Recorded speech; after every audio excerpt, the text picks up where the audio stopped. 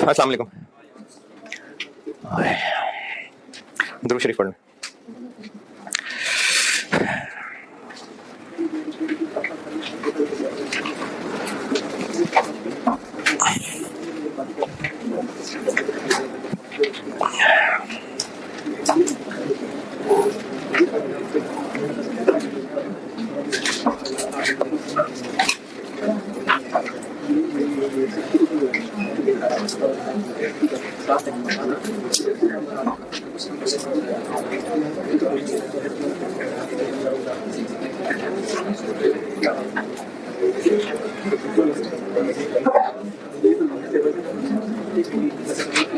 दो सवाल दिए थे मैंने कल।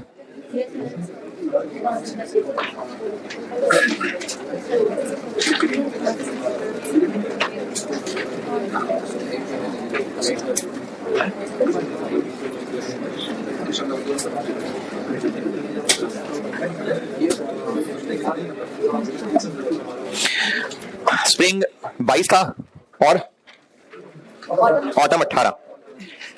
अच्छा, कल क्लास में सवाल पूरा कर दिया था मैंने ना? हाँ, पूरा कर दिया था। उसी का एक थोड़ा सा डिफरेंट वर्जन होमवर्क है आज का। स्प्रिंग 2023 अटेम्प्ट का क्वेश्चन 1।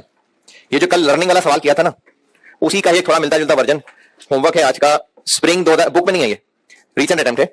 स्प्रिंग 2023 अटेम्प्ट का क्वेश्चन 1 ये होमवर्क है। और इसमें एक पॉइंट वो मटेरियल का बड़ा अच्छा है, वो नहीं मटेरियल जो ऐसे और फिर ऐसे लॉस रिवर्स, तो वो वाला एक पॉइंट बड़ा अच्छा है इसमें। बाकी तो लर्निंग कर्व वैसे जैसे पहले किया था वैसे ही है। कल जो सवाल क्लास में किया था उसी से ही मिलता जुलता एक सवाल आज होमवर्क दे रहा हूं। स्प्रिंग 2023 अटेम्प्ट का क्वेश्चन नंबर 1 था, वो करके आइएगा कल। अच्छा, सीवीपी के 2 सवाल मैंने कहे थे, अगर तो आपने किए हैं तो बहुत अच्छी बात है, नहीं तो फिर भी मैं डिस्कस कर देता हूं। किससे कर रहा हूं डिस्कस? किसने किए स्प्रिंग 22? चलो ठीक है, काफी। जिन्होंने नहीं भी किए वो पहले थोड़ी सी शर्म कर लें और शर्म करके फिर डिस्कशन सुन ही लें।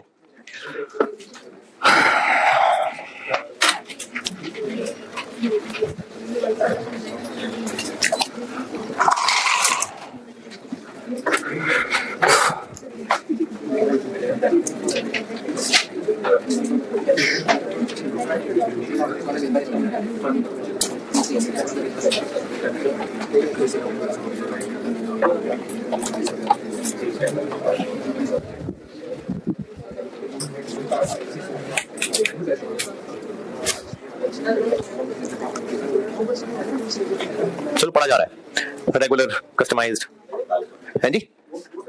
नहीं, वो लाइट पड़ती है, शेड पड़ता है उससे।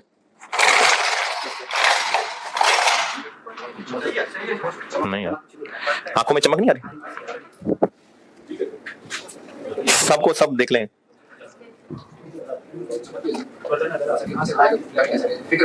फिगर पे है ना? हाँ तो है ना फिर।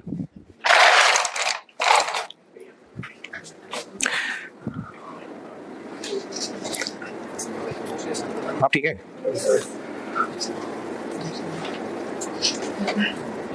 आ रहा है पूरा?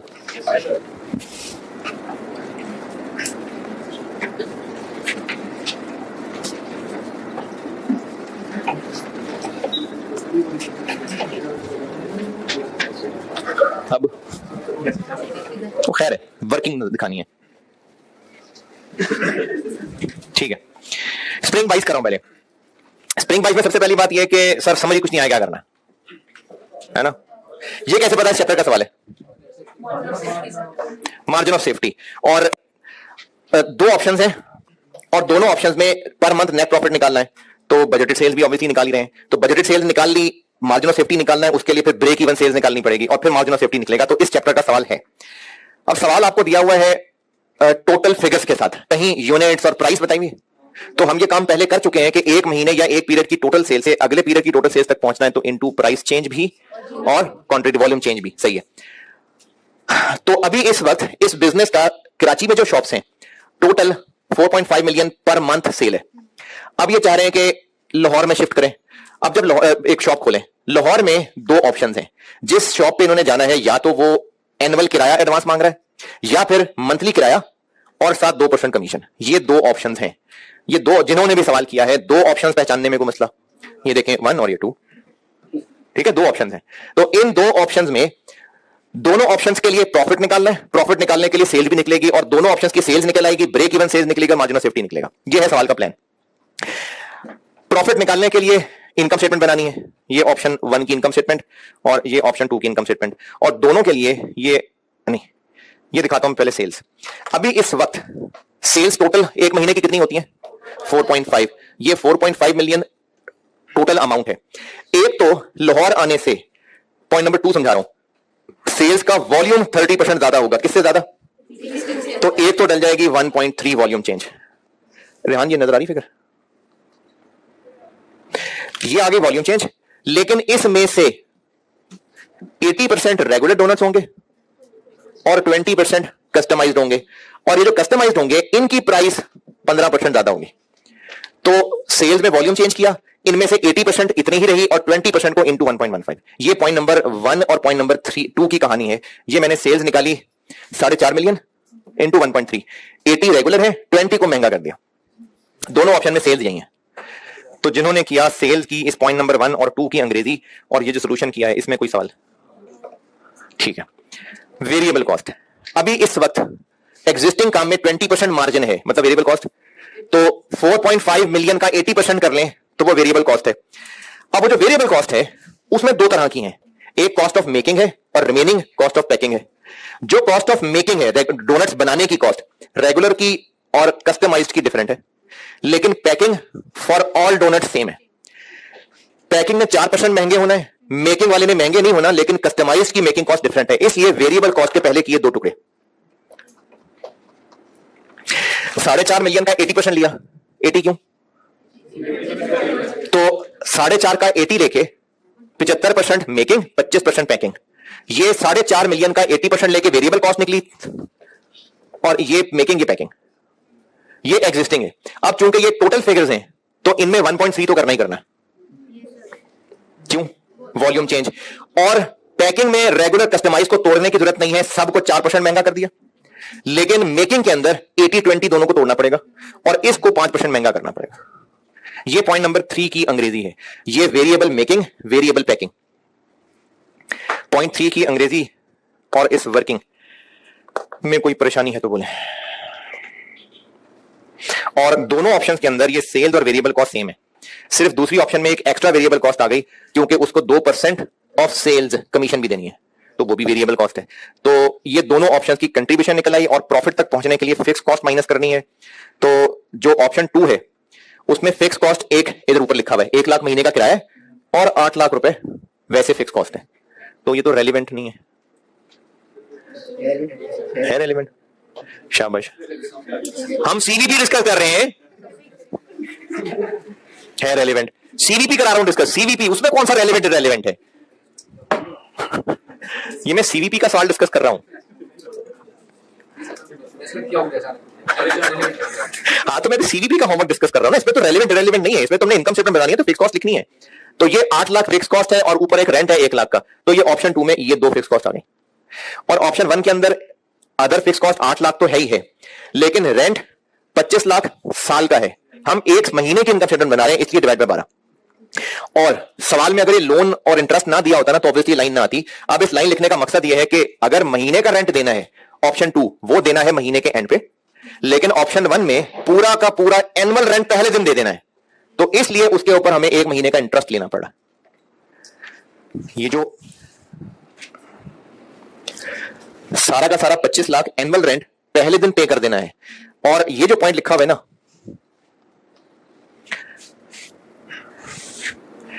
ये इसलिए आया आल्दो कि ये इस लेवल पे होना नहीं चाहिए था, ये कैफ 3 लेवल पे नहीं होना चाहिए था ये वाला पॉइंट। ये थोड़ा बहुत वर्किंग कैपिटल से रिलेटेड चीज है और वो तो एमएफए में भी नहीं है उतना है। एमएफए पढ़ लिया है किसी ने? नहीं। ये बहरहाल ये गैर अखलाकी पॉइंट है, ये नहीं होना चाहिए था, लेकिन है तो उसका जवाब बता रहा हूं कि बाकी सारे के सारे खर्चे एंड ऑफ मंथ हैं, लेकिन ये हमने 25 लाख का 25 लाख सारा का सारा पहले दिन दे देना है। और वो पैसे चाहिए होंगे मैं बोरो करके, अभी तो डोनट्स बिके ही नहीं होंगे ना, वरना तो महीने के एंड पे किराया देना है, तो फिर तो डोनट की सेल से भी पैसा आ जाएगा। लेकिन ऑप्शन 1 में साल का किराया कब दे देना है? पहले दिन, इसलिए वो बोरो करके देना पड़ रहा है, तो उसका एक महीने का इंटरेस्ट एक्सपेंस लेना पड़ रहा है। तो अब ये दोनों ऑप्शंस का प्रॉफिट निकलेगा, दोनों ऑप्शन में ब्रेक इवन निकालना है, इसलिए टोटल फिक्स कॉस्ट को डिवाइड करना पड़ेगा सीएस रेशियो से। और ये सीएस रेशियो ना, ये ऑप्शन 2 के अंदर, ये मैंने तो चेंज कर ली हुई है, आपकी बुक में वो कॉपी करने की वजह से ये 20 ही लिखा हुआ है मैंने, वो 18 है। ऑप्शन 2 के अंदर 20 नहीं है सीएस रेशियो। ऑप्शन 2 में ब्रेक इवन निकालते हुए ब्रैकेट के अंदर मैंने वही 20 ही लिख दिया था। आंसर सही है, थोड़ा बहुत अगर किसी का फर्क है वो जस्ट राउंडिंग ऑफ की वजह से। और कल को स्टूडेंट कहता है कि क्वेश्चन फर्क है, सिर्फ राउंडिंग ऑफ का थोड़ा सा फर्क है, वरना सेम फिगर्स है, सेम फिगर्स है, सिर्फ थोड़ा सा राउंडिंग ऑफ का फर्क है। आंसर ठीक है, सिर्फ ब्रैकेट में गलत लिखा हुआ है, सिर्फ ब्रैकेट में 18 लिखना था, 20 लिख दिया, सामने वाला आंसर ठीक है। और पूछे, इसमें जो पूछना है, जिन्होंने भी किया है इस सवाल में पूछे जो पूछना है। और एक सवाल था ये, अच्छा इसमें कोई खास नहीं बताने को, ये सब काम पहले किए हुए हैं, लेकिन एक मैं फर्क समझाना चाह रहा हूं। एक पहले सवाल किया था, शायद सबसे पहला या गालिबन दूसरा सवाल होगा, दूसरा, उसमें डिविडेंड देना था, 10 महीने की वॉशिंग मशीन के यूनिट्स निकालने थे, 140 मिलियन कैपिटल था, पता नहीं वाशिंगटन के नाम से सवाल था, ये मैंने कुछ पिछले हफ्ते कराया था। उसमें 140 मिलियन कैपिटल था, 5% डिविडेंड 7 मिलियन देना था, उसको पैट और फिर पीबीटी बना के टारगेट पीबीटी 12.5 मिलियन रखा था, और उसमें फिर वो नंबर ऑफ यूनिट्स निकले थे, उसमें से 2 महीने के यूनिट्स माइनस करके 10 महीने के यूनिट्स निकाले थे, किया था एक सवाल। इसमें जो भी हमने इस इक्वेशन में फिगर्स लिखी थी वो पूरे बिजनेस की टोटल फॉर द ईयर थी या कोई सिर्फ नए प्रोडक्ट की थी? पूरे बिजनेस का टोटल था। चले शायद मैंने डायलॉग सही नहीं बोला, टोटल था ना, ये टोटल था टोटल था। उसके बाद मैंने एक सवाल आपको एडिशनल वाला कराया था, जिसमें एक नसीम प्राइवेट लिमिटेड का सवाल क्लास में किया था, और फिर एक आइडियल केमिकल्स होमवर्क दिया था। उसमें एक के अंदर 4.5 मिलियन टारगेट प्रॉफिट रखना था और होमवर्क वाले के अंदर शायद 10 मिलियन रखना था। इन दोनों सवालों के अंदर हम इक्वेशन में फिगर्स कौन सी रख रहे थे, टोटल पूरे बिजनेस की या सिर्फ नए प्रोडक्ट की? सिर्फ नए प्रोडक्ट की। ये वो इंक्रीमेंटल प्रॉफिट वाले सवाल थे, ये आप भूल भाल गए होंगे, मैं दोबारा बताता हूं। एक मैंने ना जब आपको टारगेट पीबीटी का सवाल 1-2 करवाए थे, तो ये पूरे बिजनेस का टारगेट पीबीटी था। फिर उसके बाद एक सवाल मैंने क्लास में किया था जिसमें वो डिफरेंशियल फिक्स कॉस्ट लेनी थी, नीली फिगर्स, डिफरेंशियल फिगर्स वाला सवाल था। फिर उसका एक सवाल होमवर्क दिया था ऑटम 16 आइडियल केमिकल्स का, जो कल या परसों डिस्कस कर पाया हूं, उसमें टारगेट 10 मिलियन था। इन दोनों सवालों में कॉमन बात यह थी कि ये डिफरेंशियल वाला सवाल था। डिफरेंशियल वाला सवाल मतलब टारगेट प्रॉफिट भी सिर्फ नए प्रोडक्ट का और फिक्स कॉस्ट भी सिर्फ नए प्रोडक्ट की लेनी थी। ये फर्क समझ आया तो इस सवाल की बात करने का फायदा है, वरना अगर आपको याद ही नहीं है तो। एक सवाल था जिसमें टोटल पूरे बिजनेस के प्रॉफिट्स, और जब मैंने आपको टारगेट सेटिंग शुरू कराया था तो शुरू यहीं से किया था। इसके 1-2 सवाल करने के बाद फिर आपको ये 2 सवाल डिफरेंशियल वाले करवाए थे। होश में है? ये डिफरेंशियल वाले सवाल के अंदर फिक्स कॉस्ट भी कौन सी यूज की थी? सिर्फ नए प्रोडक्ट की, जो एडिशनल वाली थी। प्रॉफिट भी सिर्फ एडिशनल वाला निकला था, सेल्स वगैरह सब सिर्फ नए प्रोडक्ट का डाटा लिया था। जबकि उससे पहले जो सवाल कर रहे थे वो पूरे बिजनेस का टोटल था। अब इस सवाल के अंदर ना पहले पैराग्राफ से बजाहिर ये लग रहा है management wants to achieve an increase of 36 million, कि शायद ये वाला सवाल है, जबकि ये वाला सवाल नहीं है, क्योंकि आपको पूरे बिजनेस का डाटा दिया हुआ है, किसी नए प्रोडक्ट की तो बात नहीं हो रही। तो फिर इस टारगेटेड इंक्रीज का मकसद सिर्फ इतना था कि अगले साल बिजनेस 126 प्रॉफिट कमाना चाह रहा है।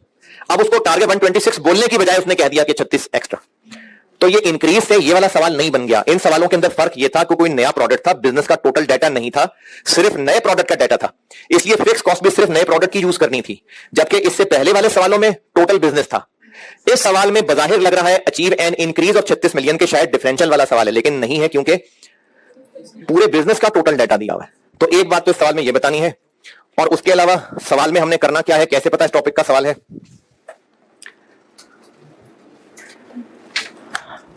इस तरह का सवाल और टॉपिक में होता ही नहीं है। Compute the amount of sales required to achieve the target profit, ये इसी में ही थे ये सब कुछ। तो अब हमने इसमें कहीं यूनिट्स और सेल प्राइस है, तो इसमें सवाल का तरीका पहले भी बिल्कुल ऐसा सवाल किया हुआ है कि हमने टोटल फिक्स कॉस्ट निकाली थी और सीएस रेशो भी रिवाइज्ड वाली निकाली थी। क्यों रिवाइज्ड वाली? क्योंकि प्राइसेस चेंज हो रही थी। तो रिवाइज सीएस रेशो का तरीका फिर ये किया था कि पिछले साल की total figures ignoring volume change, वो अगले साल की फिगर्स बनाई थी। ये मैंने एक स्प्रिंग 19 का सवाल करते हुए ये काम किया था, वही वाला काम इसमें भी किया हुआ है।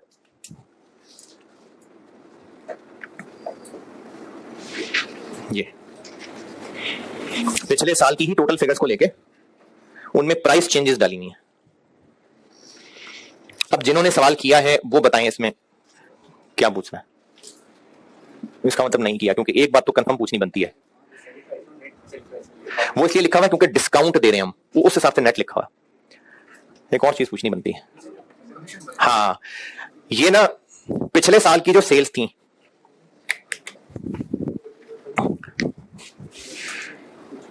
पिछले साल की सेल्स थी 567, और पहले हम कंट्रीब्यूशन कमीशन दिया करते थे डिस्ट्रीब्यूटर को 2%। वो कमीशन इसमें कहीं है? पूरी इनकम स्टेटमेंट बनी हुई है, इसमें आई रही होगी। तो ऑपरेटिंग एक्सपेंसेस जो कि 47 मिलियन है, इसमें से 40% है वेरिएबल, ये आगे 18 पॉइंट। इसमें से कमीशन में महंगा नहीं होना, अदर में महंगा होना है। कमीशन का वैसे ही रेट ही चेंज हो जाना है। तो इसमें से कमीशन कितनी थी और कितनी, और इसमें से ये निकालेंगे तो अदर वेरिएबल निकलेंगे। वो जो अदर वेरिएबल निकलेंगे उन्होंने 4% महंगे होना है और कमीशन में चेंज ही हो जाना है। तो इसलिए ये जो अदर निकालने थे तो वो मैंने ब्रैकेट में से this into this minus this ये निकाला हुआ है और उसको 4% महंगा किया है। चले जी, ये खुश असलूबी से अंजाम पाया। और एक होमवर्क आपको मैंने दिया है, स्प्रिंग 23 का क्वेश्चन 1। सीवीपी का लास्ट टाइम सवाल नहीं आया था, उसके अलावा हमने बहुत कर लिया सीवीपी। और मायूस ना हो, ना दूसरों को करें, खासतौर पे ग्रुप में मैसेज करके कि सीवीपी में समझ ही कुछ नहीं आ रहा, पता नहीं हो क्या रहा है, पता नहीं हो क्या रहा है, क्या कर रहे हैं सर, कुछ समझ नहीं आ रहा। तो जो थोड़ी मेहनत करने भी लगता है ना, वो भी बेचारा घबरा के पीछे हो जाता है कि अच्छा वाकई शायद समझ ही नहीं आ रहा। सीवीपी मुश्किल है, हाँ है, इम्पॉसिबल नहीं है।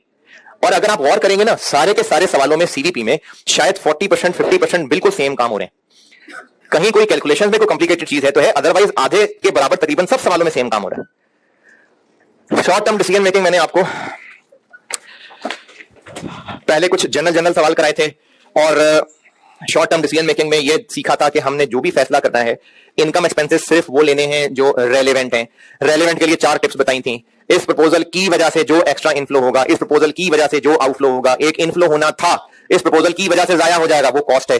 एक आउटफ्लो होना था, इस प्रपोजल की वजह से सेव हो जाएगा, वो एक इनकम है। ये 4 चीजें बताई थी, और फिर 1-2 पुराने से सवाल कराए थे। फिर मैंने स्पेसिफिक टाइप्स ऑफ डिसीजंस कह के 5 नाम लिखे थे। उनमें से पहला प्राइसिंग और इवैल्यूएशन ऑफ स्पेशल ऑर्डर बताया था।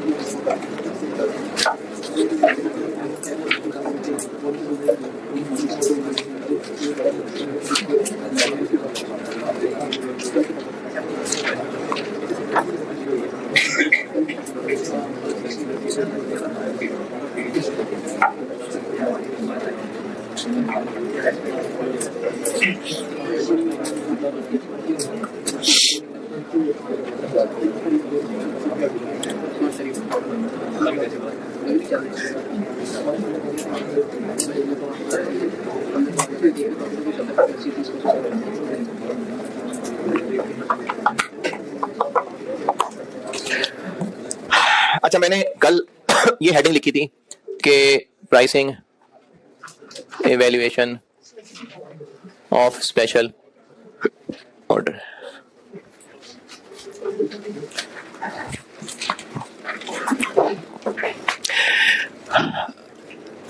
ये जो 5 टाइप्स थी ना, ये था, फिर लिमिटिंग फैक्टर था, फिर एक मेक और बाय, फिर एक फर्दर प्रोसेसिंग डिसीजन और कंटिन्यूअस शटडाउन। ये सब डिफरेंट तरह के डिसीजन हैं और इनका सवाल पहचाना जाता है। हाँ, कुछ सवाल ऐसे भी हैं जिसमें ये एक से ज्यादा मिक्स हुए हैं आपस में, ऐसे भी हैं, वरना जनरली इनके सवाल पहचाने जाते हैं। तो स्पेशल ऑर्डर की मैंने हेडिंग तो दे दी थी, लेकिन ये जो चीज है ना, ये असल में मैंने जो कल सवाल कराया था वो ये नहीं था। वो मैंने आपको इसकी वजह से काम चलाते हुए वो सवाल करा दिया था, वरना ये कुछ और चीज है। गलत नहीं करा दिया सवाल, लेकिन प्राइस ही कैलकुलेट करनी है ना, तो मैंने हेडिंग क्योंकि प्राइसिंग की दे ही दी थी, इसलिए वो सवाल करवा दिए। और जो स्प्रिंग 23 क्वेश्चन 1 दिया वो भी इसी खाते में ही है। अब मैं गहराई में चलता हूं कि ये है क्या चीज। तो पहले तो इसकी थोड़ी बहुत अपने अल्फाज में कहानी लिख लेना। समझा देता हूं पहले, लेकिन कुछ ना कुछ अपने लिए लिख जरूर लेना, कुछ ना कुछ। मिसाल से समझाता हूं। लिबर्टी में एक शॉप है और वो बेचते हैं कपड़े। तो जो उन्होंने कपड़ों की सेल प्राइसेस तय करनी होती होंगी, तो उसमें वो कौन से खर्चे कवर करना चाहेंगे? सिर्फ जो उनका परचेज कॉस्ट था वो, या किराया भी, गार्ड की सैलरी भी, बिजली का बिल भी? क्यों भाई? बिजनेस करने वो बैठे हैं, प्रॉफिट कमाना है, तो सारे खर्चे सेल से ही निकाल लें। तो वो जो भी प्राइस तय कर रहे होंगे तो सारे खर्चे पूरे करेंगे। ये ना, अगर आपको बात अजीब लग रही है तो ये असल में अकाउंटिंग के नखरे हैं कि सेल में से पहले सिर्फ कॉस्ट ऑफ सेल माइनस करें, फिर ग्रॉस प्रॉफिट निकले, फिर एडमिन सेलिंग एक्सपेंसेस माइनस करें, फिर ये तो है रिपोर्टिंग के नखरे हैं। असल में तो बिजनेस जब भी प्राइस कैलकुलेट करता होगा तो वो सारे खर्चे पूरे करता होगा।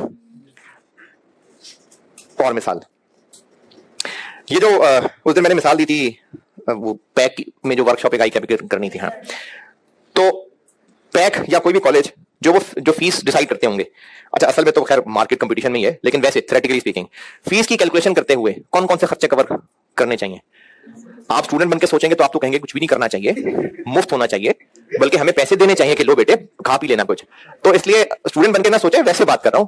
कॉलेज में फीस डिसाइड करनी है तो कौन से खर्चे कवर करने चाहिए? सारे। तो सारे करने चाहिए, सारे खर्चे करने, रेलेवेंट नहीं, सारे खर्चे कवर करने चाहिए ना। क्यों? क्योंकि प्रॉफिट उसी रेवेन्यू से तो कमाना है, तो सारे खर्चे पूरे होने चाहिए। अच्छा, इन दोनों मिसालों में कुछ चेंज करता हूं। वही लिबर्टी की दुकान, और उन्होंने 14 अगस्त पे 2 को दिन बाहर स्टॉल लगा लिया झंडियों का और वो टी शर्टों का, और वो जो बड़ी जरूरी चीज होती है वो पापा जो होता है, वो जिसे वो जज्बा हुब्बुल वतनी नजर आता है, और कौम के नौजवान जो है वो नारे लगाते हुए पापा करते हुए सारे शहरों में फिर रहे होते हैं। तो वो 2 दिन उन्होंने वहां स्टॉल लगा लिया। अब वो उन पापा की जो प्राइस तय करनी है उसमें भी सारी दुकान का किराया और तनख्वाहें सब डाल लें। क्यों है? तो कर ले, उसमें क्या हर्ज है? हाँ, क्या मेन नहीं है तो क्या कमा ले? खरीदेंगे नहीं ना लोग। अगर उस पापा की प्राइस देखें, जो जज्बाती बच्चे हैं वो तो 25-30 हजार का भी खरीद लेंगे, लेकिन अगर सारे खर्चे डालने शुरू कर दिए तो वो तो प्राइस इतनी बढ़ जाएगी लोग नहीं खरीदेंगे। इसी तरह अगर वो आई कैप की वर्कशॉप 2 दिन के लिए जगह देनी है तो उस 2 दिन की जगह की कीमत सारे साल के खर्चे उसी में से पूरे कर लें। क्यों नहीं? वो पे ही नहीं करेंगे इतने सारे। तो ये जो मेन काम होता है ना, मेन, उसमें बिजनेस ने प्रोडक्ट की प्राइस निकालते हुए यकीनन सारे खर्चे पूरे करने होते हैं। लेकिन स्पेशल ऑर्डर का मतलब है वो वन ऑफ, मेन से डिफरेंट कुछ ऐसे ऑप्शंस, ऐसी ऑफर्स, जैसे वो 14 अगस्त की जो मैंने 2 दिन की बात की है, अब मेन काम से हटके। या इसी तरह से एक बिजनेस है वो रेगुलरली ऑफिस फर्नीचर बनाता है अच्छी क्वालिटी का। हो सकता है किसी स्कूल वालों ने उन्हें अप्रोच किया हो कि हमने ना एनुअल फंक्शन करना है, तो हमने उसमें बच्चों के मुख्तलिफ प्लेस करवाने हैं, तो उन्होंने उनको वो मुख्तलिफ प्रोफेशंस बताने हैं, तो आप ना हमें बस 20 कुर्सियां बना दें, छोटी छोटी कुर्सियां बना दें, बस हल्की हल्की सी। तो आप लोग चूंकि ऑफिस फर्नीचर बनाते हैं तो आप बना दें 20 कुर्सियां। अब ये 20 कुर्सियां स्पेशल ऑर्डर, मेन काम से हटके कुछ डिफरेंट चीज। तो बिजनेस का जो मेन प्रोडक्ट होता है, बिजनेस अपने सारे खर्चे उसकी प्राइसेस से पूरी करते हैं। लेकिन अगर बिजनेस को कोई स्पेशल ऑफर मिले, कोई स्पेशल असाइनमेंट मिले, तो उसकी प्राइसिंग करने के लिए बिजनेस फिर सिर्फ वो खर्चे कंसीडर करता है जो एक्स्ट्रा है, इंक्रीमेंटल है, in other words relevant for that offer है। दोबारा, जो बिजनेस का मेन प्रोडक्ट है, बिजनेस अपने सारे खर्चे उसकी प्राइसेस से करेगा पूरे। इसकी कहानी बता रहा हूं, ये स्पेशल ऑर्डर। जो बिजनेस के मेन प्रोडक्ट्स होते हैं, बिजनेस अपने सारे रेगुलर खर्चे उन प्रोडक्ट्स की प्राइसेस से कर लेता है पूरे।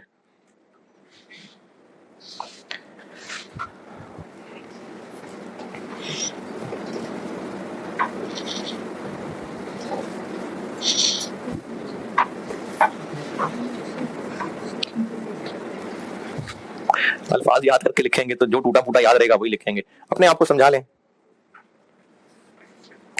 बिजनेस का जो मेन प्रोडक्ट है, बिजनेस अपने सारे रेगुलर खर्चे उसी प्रोडक्ट की प्राइसेस में कवर करता है।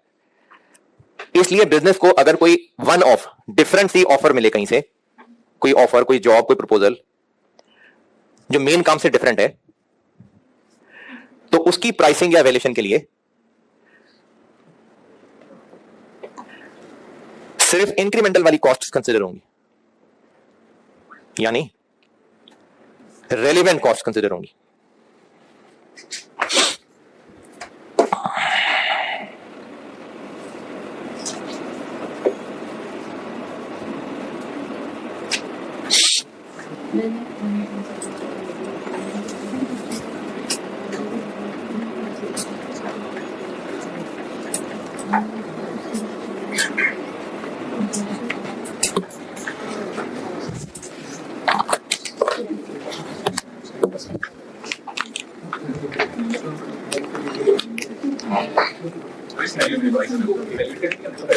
कोई भी काम हो सकता है कस्टमर ने प्राइस बताई है तो एवेल्युएट करना है, हो सकता है हमने प्राइस बतानी हो, लेकिन दोनों कामों के लिए हम कंसीडर कर रहे होंगे रेलिवेंट कॉस्ट।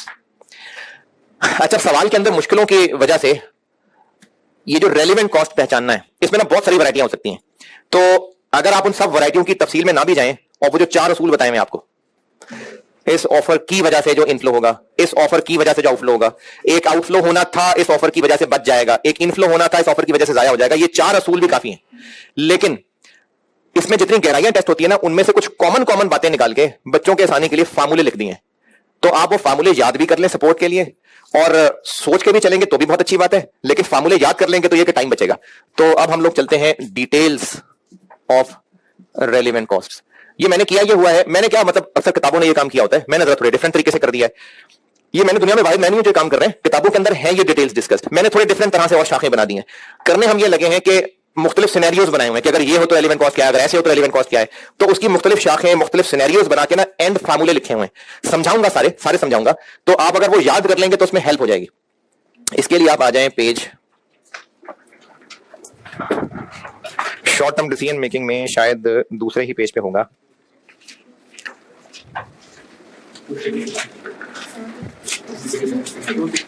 बल्कि पहले ही पेज पे, शॉर्ट टर्म डिसीजन मेकिंग में पहले ही पेज पे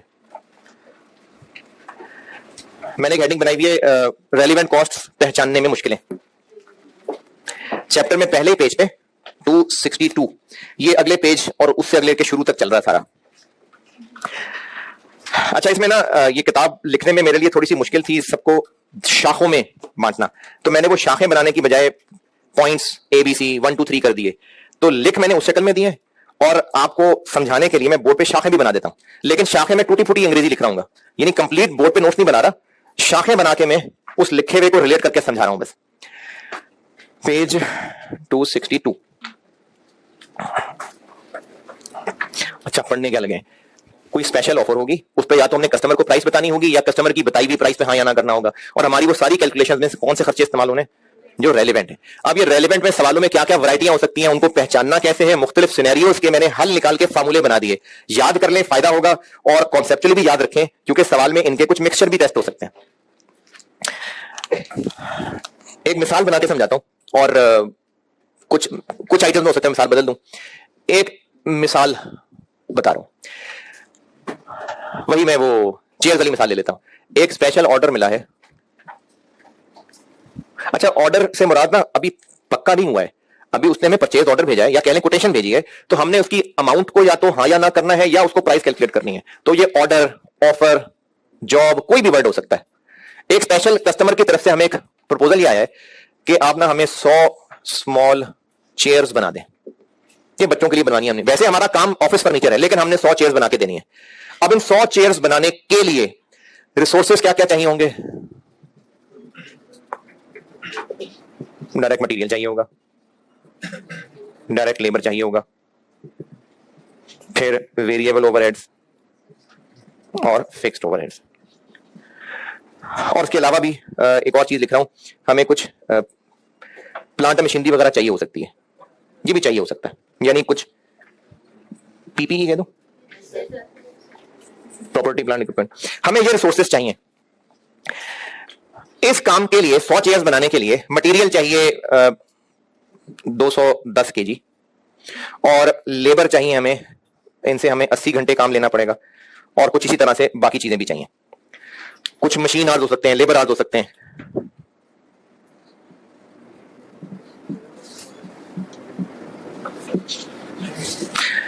ये चाहिए। अब इस वक्त हम लोग पढ़ने ये लगे हैं कि इस ऑफर को पूरा करने के लिए जो रिसोर्सेस चाहिए, इनकी कौन सी कॉस्ट अपनी कैलकुलेशंस में यूज करनी है? Relevant cost. रेलेवेंट कॉस्ट, ये जो मटेरियल चाहिए हो सकता है फिजिकली हमारे पास पड़ा हो सारा का सारा, और ये हमने कभी किसी दौर में 200 रुपए किलो खरीदा था, तो हम अपनी इस कैलकुलेशन के अंदर इस मटेरियल की वो 200 रुपए किलो वाली कॉस्ट यूज नहीं करेंगे। कौन सी कॉस्ट यूज करेंगे? Relevant cost. अब इस 210 किलो मटेरियल की रेलेवेंट कॉस्ट क्या होगी, ये पढ़ाने लगा। हमें जो वर्कर से 80 घंटे काम लेना है, जिन लोगों से काम लेना है, उनको क्या वेज रेट देना है, वो नहीं होगी इसकी रेलेवेंट कॉस्ट। फिर इसकी रेलेवेंट कॉस्ट क्या होगी, ये पढ़ाने लगा। तो हम पढ़ने ये लगे हैं कि इस स्पेशल ऑफर के लिए जो जो रिसोर्सेज चाहिए, जितने भी चाहिए, हमें इसकी कैलकुलेशन में क्या फिगर्स इस्तेमाल करनी है? इन रिसोर्सेज की रेलेवेंट कॉस्ट। और रेलेवेंट कॉस्ट क्या होंगी? बेसिक वही 4 पॉइंट्स हैं। क्या? इस जॉब की वजह से जो जो आउटफ्लो होगा या हो चुका होगा, तो हमें इस जॉब के लिए जो रिसोर्सेज चाहिए, इन रिसोर्सेज की रेलेवेंट कॉस्ट क्या होगी? बुनियादी वही 4 पॉइंट्स हैं, लेकिन उन्हीं 4 पॉइंट्स पे बेस करते हुए मैं आपको मुख्तलिफ सिनेरियोज बना के, शाखें बना के उनके जवाब बता देता हूं। याद कर लेंगे तो पेपर में टाइम बचेगा। ठीक है, समझ आए क्या करने का लगे हम? तो हम करने ये लगे हैं कि स्पेशल ऑर्डर की इवैल्यूएशन या प्राइसिंग करते हुए कॉस्ट कौन सी इस्तेमाल करनी है। इसके लिए जो रिसोर्सेज चाहिए उनकी रेलेवेंट कॉस्ट। सबसे पहले समझाने लगा हूं डायरेक्ट मटेरियल की रेलेवेंट कॉस्ट क्या होती है। पहले हम करते हैं डायरेक्ट मटेरियल। अच्छा, ये ना मैं तो कहीं ऐसी गंदा मंदा रफ सा काम कर रहा हूं। मेन मैंने आपको वो किताब के अंदर मुख्तलिफ केसेस लिख दिए हुए हैं। समझाते हुए मैं हो सकता है शाखें बना के समझा दूं। एक बार मैं मटेरियल की शाखें बना के समझा देता हूं। अगर आपको लगे कि वो जैसे लिखा हुआ है वो काफी है याद करने के लिए, तो फिर ये शाखें नोट ना करना, क्योंकि मैं पूरी अंग्रेजी तो लिख ही नहीं रहा हूंगा। तो 2-4 टेढ़ी मेढ़ी लाइनें लगा भी लेंगे तो क्या समझ आएगा उससे। तो मैं समझा रहा हूं और फिर वहां जो लिखा हुआ है वो पढ़ा दूंगा। हैं जी, जाग रहे हैं? कुछ शक्लें देख के मुझे ऐसा महसूस होता है जैसे वो मुझ पे एहसान कर रहे हैं। यहां बैठे हुए हैं। क्या पढ़ रहे हैं हम? कॉस्ट। वेरी गुड, जबरदस्त। डायरेक्ट मटेरियल समझाने लगा, समझा रहा हूं, फिर वहां जो लिखा ना वो पढ़ा दूंगा। फिर आप उसके बेस पे बताइएगा कि जो लिखा हुआ है वो मुनासिब समझ आ रहा है, याद रह रहा है कि नहीं। अच्छा, इनकी रेलेवेंट कॉस्ट पहचाननी है और इसके पीछे लॉजिक वो 4 पॉइंट्स ही हैं। जो मटेरियल हमें इस जॉब के लिए चाहिए, यानी 210 किलो, या तो वो हमारे रेगुलर यूज का है या रेगुलर यूज का नहीं है। क्या मतलब?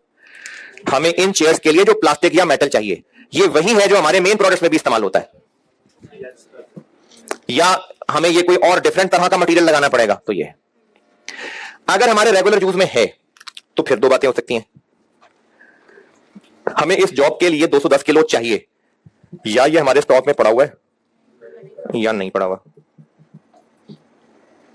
अच्छा, अगर नहीं पड़ा हुआ तो इस जॉब की वजह से क्या आउटफ्लो होगा?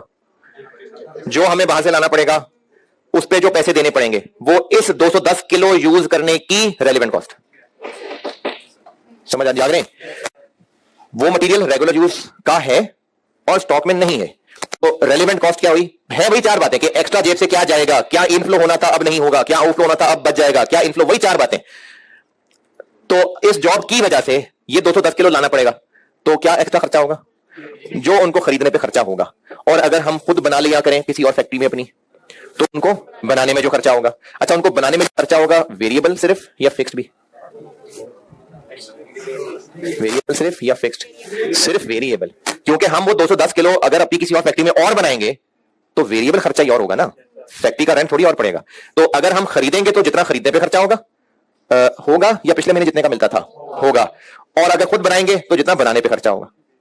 और अगर स्टॉक में पड़ा हुआ है, ये 210 किलो हमारे रेगुलर यूज का है और स्टॉक में पड़ा हुआ है, तो फिर है जो स्टॉक में पड़ा हुआ है वो इस्तेमाल कर लेंगे। जितने का खरीदा था वो रेलेवेंट है? नहीं, था नहीं होता रेलेवेंट। तो फिर रेलेवेंट क्या होगा? है नहीं, हमारे रेगुलर यूज का है, स्टॉक में क्यों पड़ा हुआ था? क्योंकि हमें चाहिए होता है, हमने रखा हुआ है लाके। तो अगर इस जॉब पे यूज कर लिया तो फिर क्या करेंगे? तो फिर और लाके रखना पड़ेगा। तो इसकी वजह से क्या खर्चा होगा? वो जो और लाके रखना पड़ेगा वो रेलेवेंट है। अच्छा, बेशक यहां हम वो स्टोर में पड़ा हुआ यूज करेंगे, नया लाके शायद स्टोर में ही रखेंगे, यानी फिजिकली यहां कौन सा यूज हो रहा हो? शायद जो स्टोर में पड़ा हुआ है। लेकिन रेलेवेंट कॉस्ट क्या होगी? इसकी वजह से अब जो नया लाके खरीदना पड़ेगा या बनाना पड़ेगा। तो अगर रेगुलर यूज का मटेरियल है, चाहे स्टॉक में पड़ा हुआ है चाहे नहीं पड़ा हुआ है, रेलेवेंट कॉस्ट क्या हुई? कि अब जो नया लाना पड़ेगा उसका खर्चा। ये मैंने वहां पहली हेडिंग में ग्रे शेड में एक लाइन लिखी हुई है, क्या?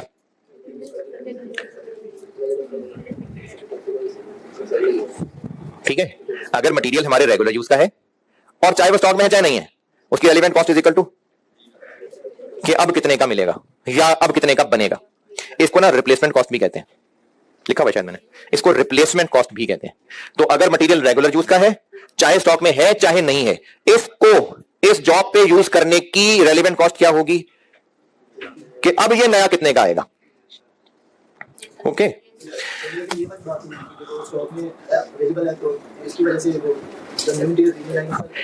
ये वहां नहीं लिखी हुई। नहीं, आप पूछ रहे हैं कि वो रेलेवेंट क्यों है? नहीं, ट्रांसपोर्टेशन नहीं कह रहा, परचेज प्राइस भी, ट्रांसपोर्ट सब। आप अपना सवाल दोबारा करें। हाँ हाँ, अभी किया नहीं है, अभी तो हमने डिसीजन करना है। अच्छा, ये हमने बना दिया कुर्सियां? अभी बनाई नहीं है, अभी तो हम ये डिस्कस कर रहे हैं कि बनाए ना बनाए, अभी तो हमने फैसला करना है। तो अगर हमने इस पे स्टोर में पड़ा हुआ वाला मटेरियल यूज कर लिया, तो वो जो स्टोर में जिसके लिए रखा था रेगुलर काम के लिए, उसके लिए और लाना पड़ेगा। तो इसकी वजह से वो लाने का खर्चा होगा। तो चाहे स्टोर में मौजूद है चाहे नहीं मौजूद है, जो नया लाने का खर्चा है वो इसकी रेलेवेंट कॉस्ट है।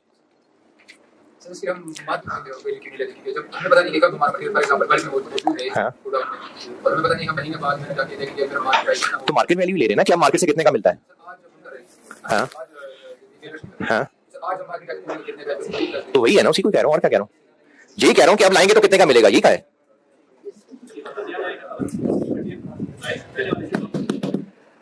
अब हम कितने का लाएंगे, चाहे वो महंगा हो चाहे सस्ता हो, अब जितने का लाएंगे वो रेलेवेंट है। लेकिन रेगुलर यूज है तो ये हम अभी बनाना है ना, तो डिमांड कम हो गई रेगुलर यूज, तो वो एग्जिस्टिंग यूज करने तो फिर उसके डिमांड कम क्यों हो गई है? रेगुलर यूज की डिमांड कम हो गई। क्यों कम हो गई? क्यों, मतलब सब सही चल रहा है तो क्यों डिमांड कम हो गई? अच्छा, ये सारी जब शाखें मैं बता के समझा लूं ना, जब आपको सब समझ आ जाए, फिर इसमें और अगर शगर डालेंगे तो ठीक है। अभी तो समझाने की स्टेज पे अगर अभी बहुत सारे अगर आ जाएंगे ना, तो फिर वो मुश्किल हो जाएगी। रेगुलर यूज, लेकिन अगर रेगुलर यूज का नहीं है और स्टॉक में नहीं है तो होना बनता भी नहीं था, तो फिर इस जॉब पे यूज करने के लिए लाना पड़ेगा। तो रेलेवेंट कॉस्ट क्या होगी? सेम। लेकिन अगर हमारे स्टॉक में है, स्टॉक में है क्यों ऐसे? शायद पहले भी कभी इस तरह का कोई ऑर्डर आया था, हो सकता है पहले रेगुलर यूज का होता था, अब नहीं है, बचा कुचा रह गया हुआ है। अब अगर रेगुलर यूज का नहीं है और इस जॉब पे यूज कर लिया, तो रेलेवेंट कॉस्ट क्या होगी? रेगुलर यूज का नहीं है, पड़ा हुआ यहां यूज कर लेंगे तो और लाके रखना पड़ेगा, नहीं, तो फिर रेलेवेंट कॉस्ट क्या होगी? कितने का खरीदा था, ये रेलेवेंट होगा? नहीं। अगर हमारे रेगुलर यूज का नहीं है और हमारे स्टॉक में पड़ा हुआ था, तो हम हैं बिजनेस, हम अम्मी नहीं है जिन्होंने 20 25 30 साल भी संभाल के रखने कपड़े, हम बिजनेस हैं। तो हमारे पास अगर पड़ा हुआ है तो हमने यकीनन इसका कुछ हल सोचा हुआ था। क्या सोचा हुआ था? यकीनन हम इससे कोई फायदे वाला काम करने वाले थे, शायद बेचने ही वाले थे। अगर इस जॉब पे यूज कर लिया तो वो जो इनफ्लो होना था वो नहीं होगा, वो इसकी रेलेवेंट कॉस्ट होगी। और वो जो इनफ्लो होना था इसकी वजह से नहीं होगा, उसको अंग्रेजी में कहते हैं अपॉर्चुनिटी कॉस्ट। अब ये आप दूसरा वाला शेडेड एरिया पढ़ लें कि अगर रेगुलर यूज नहीं है और स्टॉक में नहीं है तो क्या, और अगर स्टॉक में है तो क्या। और ये जो अगर स्टॉक में है तो क्या, इसमें से अभी सिर्फ अपॉर्चुनिटी कॉस्ट वाली बात पे और करना, बाकी अभी नहीं बताया। ये जो लिखा है ना मैंने लोअर ऑफ, ये अभी नहीं, ये सवाल के साथ अभी सिर्फ इतना अपॉर्चुनिटी कॉस्ट। चारों बातें दोहराता हूं। जो मटेरियल इस जॉब के लिए चाहिए रेगुलर यूज का है, चाहे स्टॉक में हो चाहे ना हो, रेलेवेंट कॉस्ट क्या होगी? जो नया लाने का खर्चा है। लेकिन अगर रेगुलर यूज का नहीं है और स्टॉक में भी नहीं है तो नया लाने का खर्चा। लेकिन अगर स्टॉक में है तो अपॉर्चुनिटी कॉस्ट। और अपॉर्चुनिटी कॉस्ट क्या होती है कि जो इनफ्लो होना था वो अब इसकी वजह से नहीं होगा, कुर्बानी देनी पड़ेगी, वो कुर्बानी अपॉर्चुनिटी कॉस्ट है। अच्छा, इसको ना और समझाने में जरा मेहनत ज्यादा चाहिए, तो यहां से इंशाल्लाह कल करता हूं कंटिन्यू। ठीक है जी, अल्लाह हाफिज।